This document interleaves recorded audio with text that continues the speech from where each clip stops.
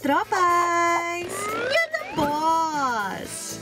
Makulay ang buhay kapag fresh ang nabibili at nakakain nating gulay. Salamat sa masisipag nating magugulay.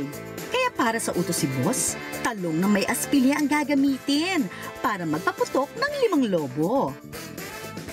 Meron lang 60 seconds para sa utos na ito, ha? Remember, bawal gamitin ng mga kamay.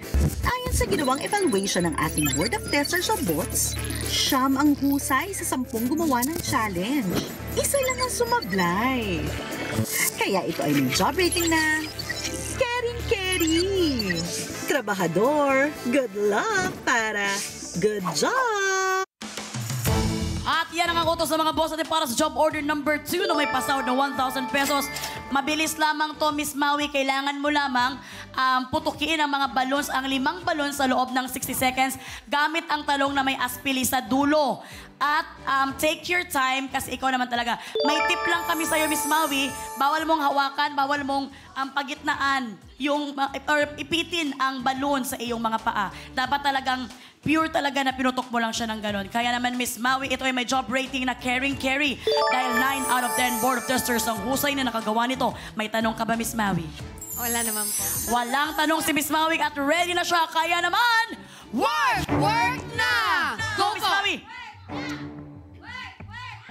5 ang puputukin mo. Go, oy! 1 down. Huwag mong ipitin. 2. So far, hindi naman niya inipit, no? Nakita naman natin. 3. 4. Alam, ang bilis ni Miss Maui. 5. Time is up. In just 17 seconds, nagawa ni Miss Maui kaya siya ay husay! Miss Maui, samahan mo kami dito. Grabe naman, parang, alam mo, parang effortless yung ginawa niya. Kung yung ibang trabahador natin, pag ganun, parang dati parang binabalance pa yung talong, siya kay Bog.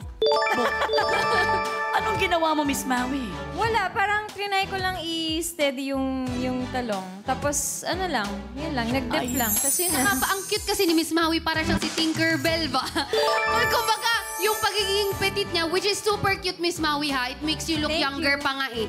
Kaya siguro madali niya naputok yung bola. Para kasi usually, di ba, advantage. pag yung mga lalaki natin na super tatangkad ng mga 6-footer na ginigess, nahirapan sila kasi ang laki nila. Correct, tapos parang matanda na rin. Gumaganon-ganon na rin.